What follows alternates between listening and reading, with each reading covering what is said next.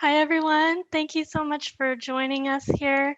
This session is called Using ACS Data for Journalism. And when I saw the program being put together, I thought, I want to be at this session. This was one of my top sessions that I wanted to go to. So it's my pleasure to be moderating today.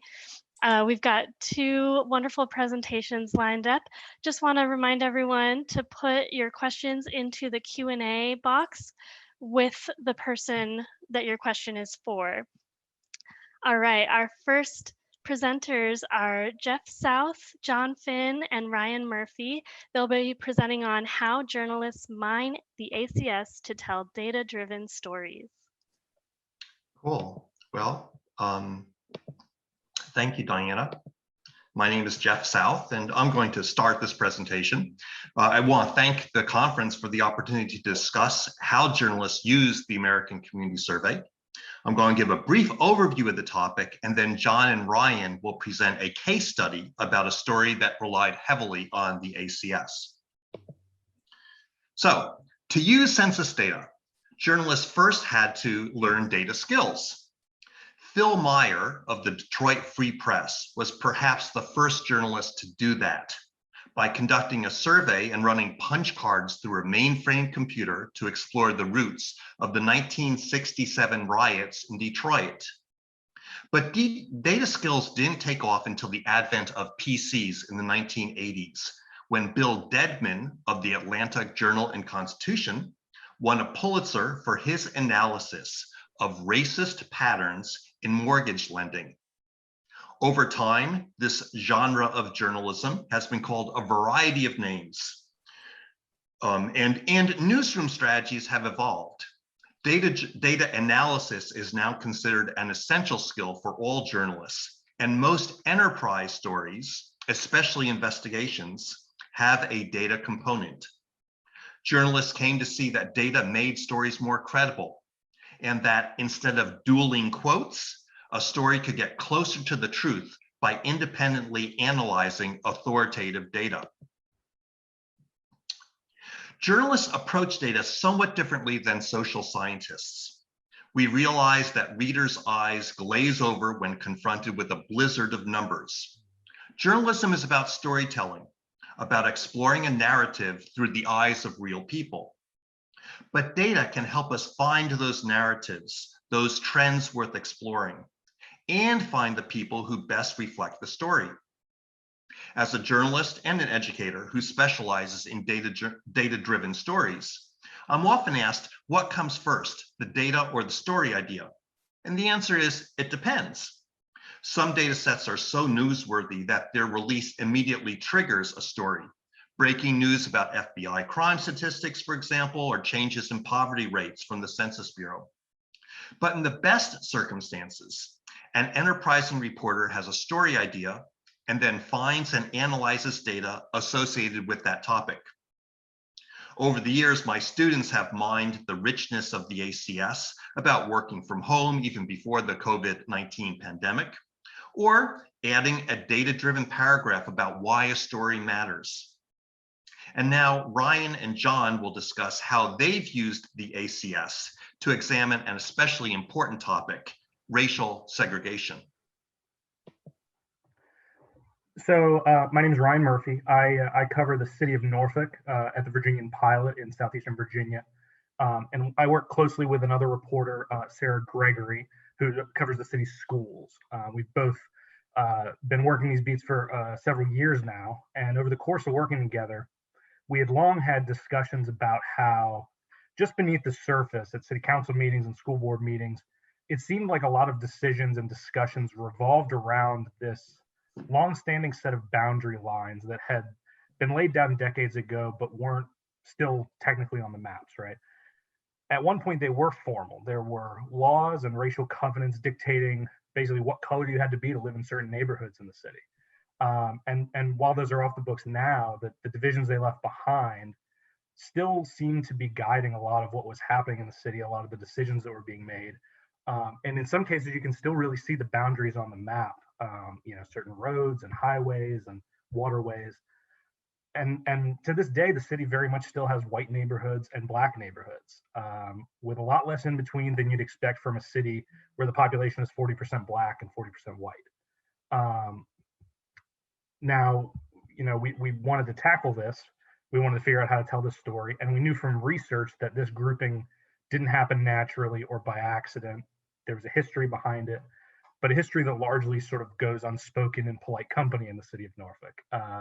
And because of how transient the city is, being the largest naval base in the world, a lot of newcomers don't even really know anything about the history. So we struggled to get at how to tell the story that would be both a really serious deep dive into the city's history and hopefully a frank sort of start to a thorny modern day discussion about continued segregation. And ultimately, we decided the best way to do that, to make the sort of unequivocal case that the city was still effectively segregated, was to let the data speak for itself. On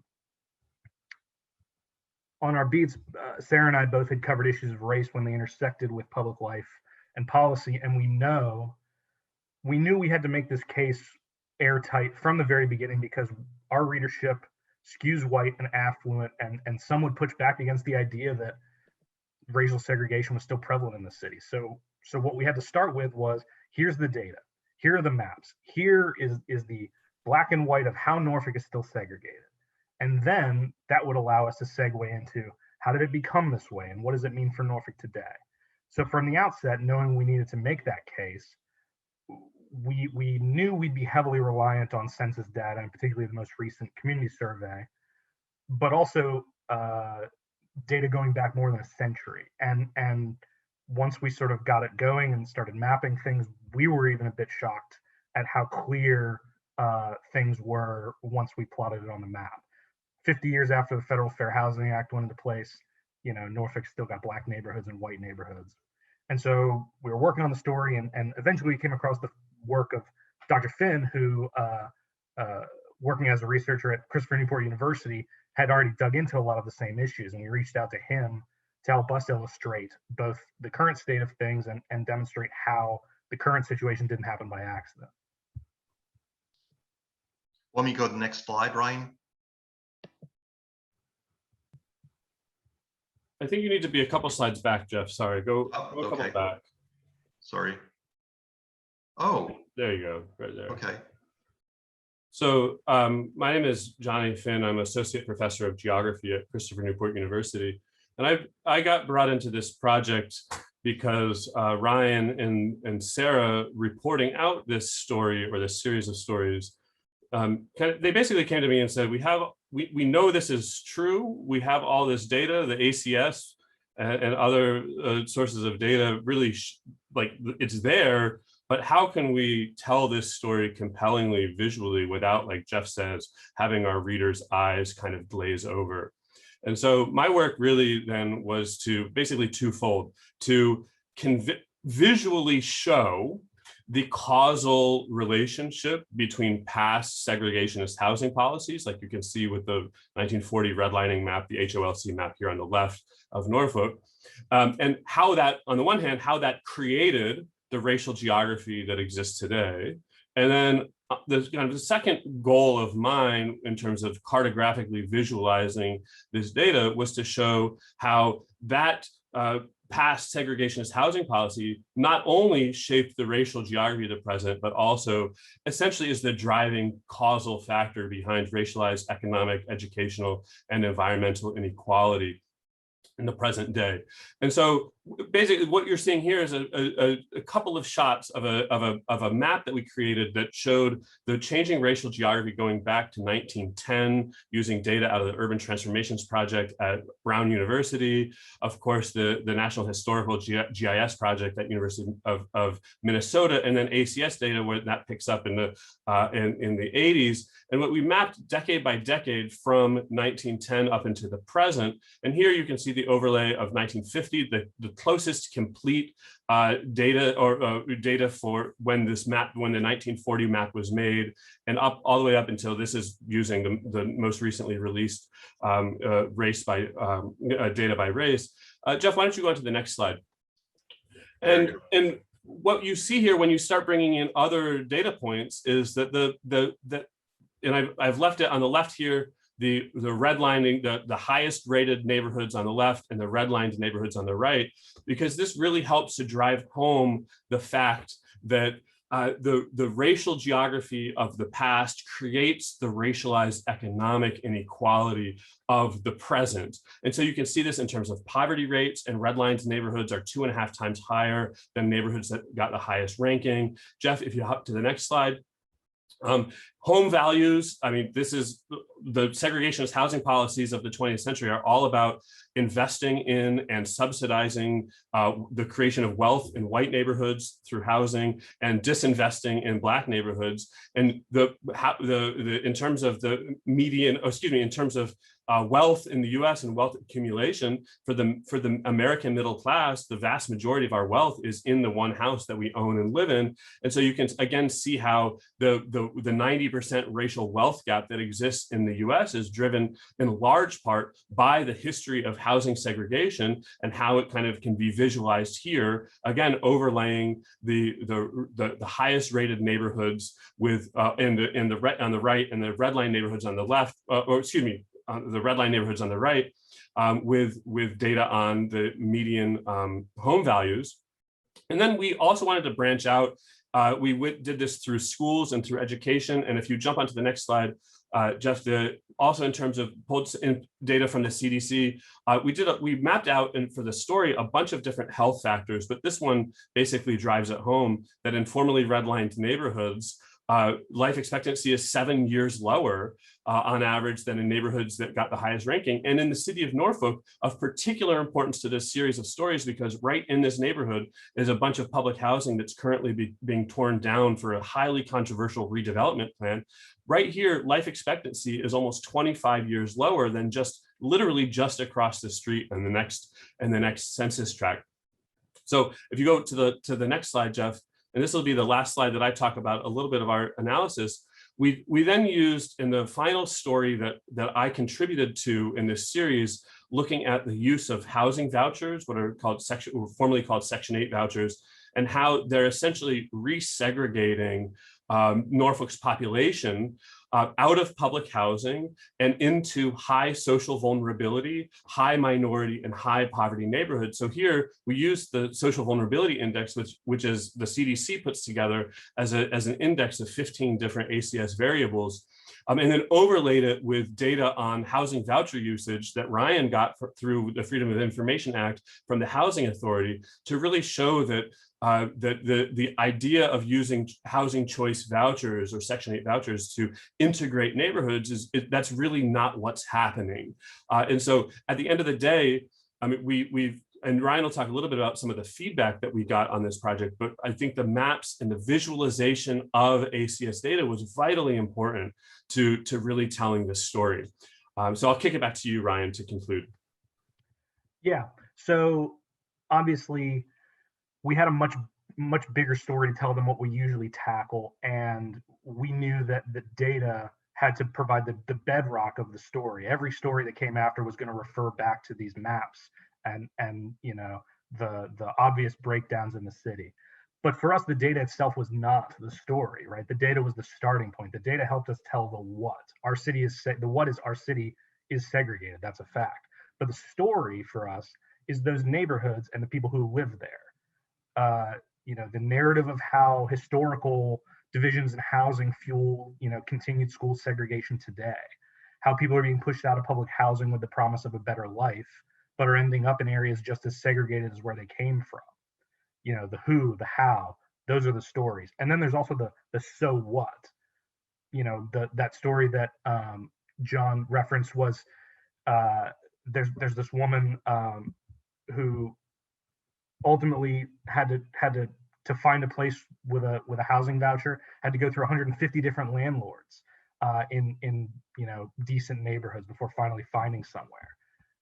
Being able to put a human face on the data and show the street level impact on real people and not just the sort of academic implications or the ultra macro version of it. That's the real job of the journalist. That was my job in this. But we let Johnny do the heavy lifting because he's smarter than us and all the data stuff.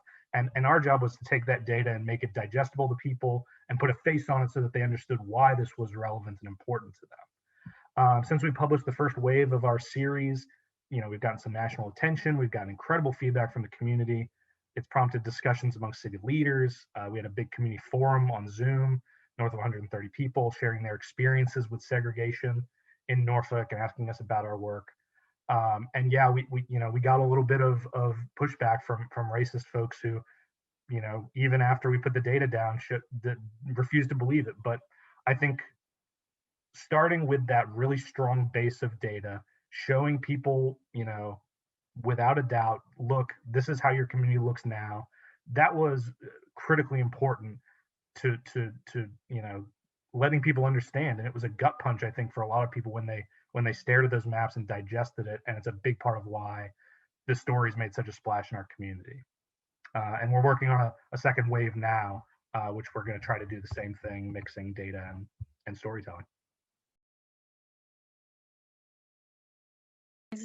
Amazing work. Thank you guys so much. Just a reminder, feel free to type questions in the chat, and we'll move on to our second presentation today, which is from Andrew Beveridge, using the ACS to help discover and contextualize important social trends.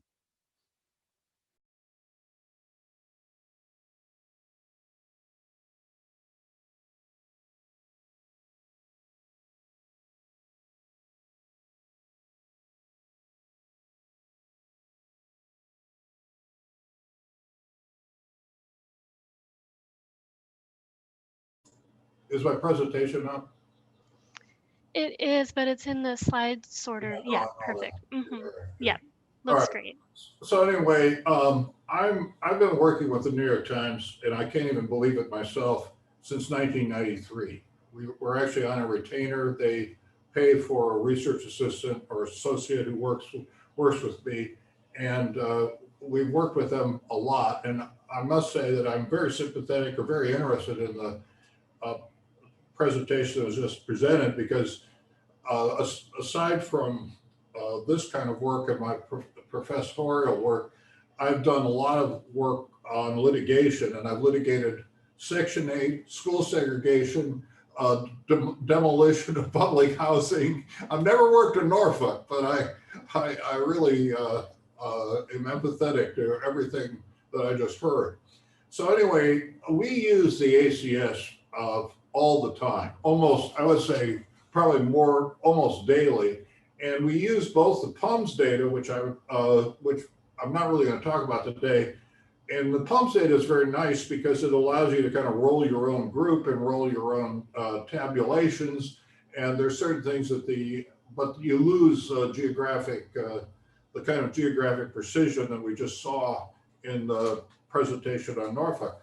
And but we've used it for looking at high income workers, looking at where they live, at least at the PUMA level, for immigrant and language groups, which are not tabulated out on the typical census. And then we've also used it in peculiar ways in New York City, because some of the job categories in New York City, like policemen or firemen, are so large that the ACS 5-year makes a nice sample of the 40,000 policemen or something.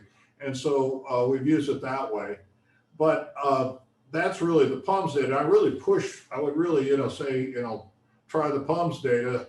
But what I'm going to talk about today is tabulated data. And unlike these very highly interesting enterprise stories, and I think the story on Norfolk probably could be replicated in many other communities across the United States, New York has the same kind of vestiges of segregation, possibly worse in some ways than Norfolk does.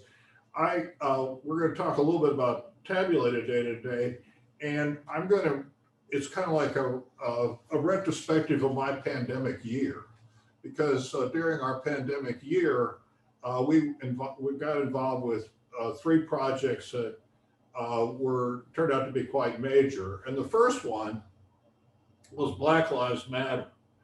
and the protests that came after the Floyd torture and killing. And the Times really made a massive investment. And by the way, the number of people that are listed with this shows you that it's a huge team of people they have at the Times. They have a graphics team, a data analyst team, you know, the Upshot. We preceded the Upshot, but between the graphics department down there and the Upshot, I mean, they really are first rate. And, you know, the real question is, you know, what's left for academics to do, kind of in a way. But you know, we won't go there today. But anyway, once the protest started, the Times, we started getting these calls from the Times sort of on an emergency basis, and they wanted us to both locate and get demographics from each of the protests that they'd identified. And I think one of the things we found as this developed, I'm going to flip up the and see if you can see this. Do you see this? Yeah, okay. One of the things we found was that they tried to map every protest, or virtually every community had a protest actually. But it turned out that a number of communities called up and said, "Where's my protest? Where's our protest? Why didn't you map our protest?" So this is obviously a limited group. And basically what we added was we went out, found the geography, and the geographies are very messy with this. So we would go find the geography of the community where the protest was. We bring in the economics, SES, and the racial composition, and also the location. And so they use this really sort of as an underpinning of the map. But as Ryan said, it's really not where the thing is exactly. It's really not that there were whites protesting too, that it went across racial lines, it went across economic lines. The real thing is these are the people that protested, and this contextualizes that. This makes it possible to say it was, well, kind of everywhere. And within this map, this graphics, as I said, they have a terrific graphics department. Within this graphics, you'll see that they show where the protests were by date, aside from all these lovely pictures, which they got. Some of these, here's the first 3 protests that happened, or the 6, there's actually 6. Then there's where they were on the 31st. So 5 days later, they're all over the country. And then on June 9th, even more. And then, so then as you go forward through this, I'm going to just flip through this quick. It's linked. So if anybody downloads a slideshow, the presentation, they can find all these. And so then every single state in Washington, D.C., and then they looked at the economics. Here's the population that just flipped up, but they show the population. So they're from large to small places. And then, I mean, these are simple points, but important. And then they show the mix. And then going forward, there's a map here that shows where the protests occurred in communities that were 95% white. I hope yeah, here it is. So so this was used. I mean, this is exactly, this was used to contextualize Black Lives Matter protests, and it was a 9-day job because every few hours we get a new list of newly of protests, and then we kind of stopped after I think 2 weeks. They continued. So so that's like the first example. And then the pandemic year, of course, continued, and I'm going to actually go a little bit out of order. The second thing is that in 2016, we tried a project that failed. And by the way, these data projects sometimes fail, and Jeff was talking about this in the pre-game show, actually, about how so much of this work is pulling the data together. And so what we tried to do after the 16 election, and you may recall, the person who won the 16 election was not the person who was expected to win the 16 election. And in fact, as you may also recall, if you're really an election and data nerd, that Sam Wang at Princeton, who said that if Hillary didn't win, he'd eat worms on TV, ended up eating worms on TV. It hasn't stopped his, I don't know, ability to continue. But anyway, after the 16 election, we tried to map change between the Obama and Hillary, or the Romney-Trump electorate, and it completely failed for exactly what Jeff was talking about. We couldn't get maps that conformed to the precincts from 2012 to 2016. I was joking that some of the states had hired some summer intern to do their mapping, but Wisconsin was like that. But we looked at the 6 swing states, and it just never got anywhere. There was, I think, one article on Pennsylvania. So when this rolled around, they decided to, go whole hog. And so the Times actually got maps directly from local officials in many states and in many other cities. And then they got the data for the 12, the 16 and the 20 results. And so our job, which my wife thought I was working night and day on, it probably was partially true, was to take the ACS demography and put it on the precincts. And you do this, it's a fairly complicated geographic operation, which we more or less mechanized, but we did it, day after day after day after day, and we gave them lots of variables. And so what they did was they basically mapped, and I'll go quickly through this as well. Let's go here, we go. They quickly mapped, and the fundamental thing that was found was that even though Biden basically won big, there were many precincts across the United States where Trump outpolled his how he did in 16. And so one of these is Chicago, and so this actually is fairly detailed. They show many examples of this, but you can see the shift in the margin in Chicago. With immigrants, they shifted towards Trump, which was, everybody considered this initially counterintuitive. And Latinos shifted towards Trump, and Mexicans shifted towards Trump. This is Chicago. Mexicans shifted towards Trump. And outside of Chicago per se, areas with South Asians, Arabs, and East European immigrants shifted towards Trump. And in Chinatown, they shifted towards Trump. And this was also true in New York. We just did a further analysis for an upcoming council election, and the one remaining Republican in Queens, and it's the same thing seems to have happened.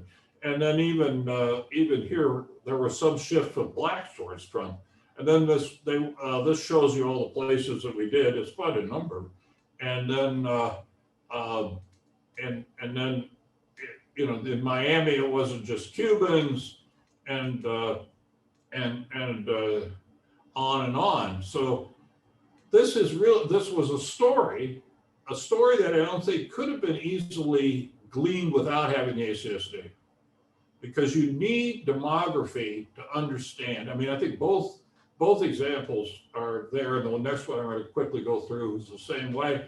You need the ACS data to contextualize what's going on, because you might sort of have a notion that that's a Latino neighborhood, but it's nice to actually have it.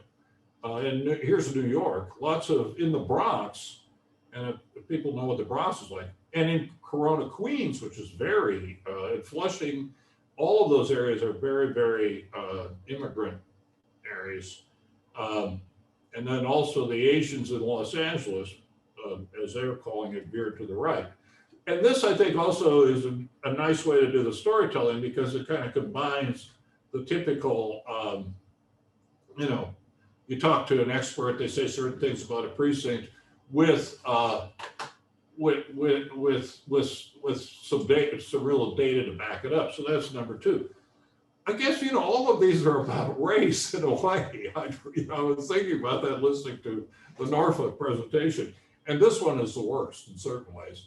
Number three, we had analyzed composition of police departments during the Ferguson situation, and so they basically pulled us back to they decided to do it again. And I don't want to go through too much of this, but the Census Bureau, the Bureau of Justice Statistics collects limited data on cop composition. They do it every so often. They do it supposedly on all of the departments that have at least 100 sworn officers. And for those who don't know it, a sworn officer can arrest you. That's like the major thing they can do. So it's like the regular cops. And and then the cops departments, once again, don't necessarily patrol nice, tidy census geographies. And so there's another file called the crosswalk file that you have to use to figure out what they're really patrolling. So we put all that together, and the basic interest here was to see what the composition was of the departments compared to the communities and how that had changed over time. I don't know if Norfolk's in here. If you guys want to know, I can look it up and send it to you after the fact. Let me just see here. What do I do? Oh, I'm missing that. I put this in the wrong location here. Go back up.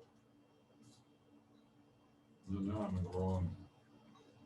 Okay, is this the last one? I just want to do it quick. I'm going to go to one slide here. Must be, oh, here it is. Okay. I got to go back to this. Where's the front current slide? There it is. Okay. There's a lot of detail here too, but the first slide makes the point. The departments on the left have become more white with regards to their local community. These are the 100 plus, the ones that are 100 plus cops. The departments on the right have become less white compared to their community. Or putting it another way, it's like 2 to 1 or more have become whiter. And then if you go through this graphic, it has all sorts of detail. It looks at specific departments. It looks at departments that have become whiter. It looks at departments that have become less white. And we don't really have a good pattern on why, but the basic point is that it appears to be fairly difficult to have departments, and even big departments, represent their community. There's been some movement in LA and New York and Chicago, but there's also the Department of Justice that came in and said, we want you, you need to diversify. And so, so basically that's it. I don't want to these, but I think the point is that the ACS is a vital thing for this kind of work.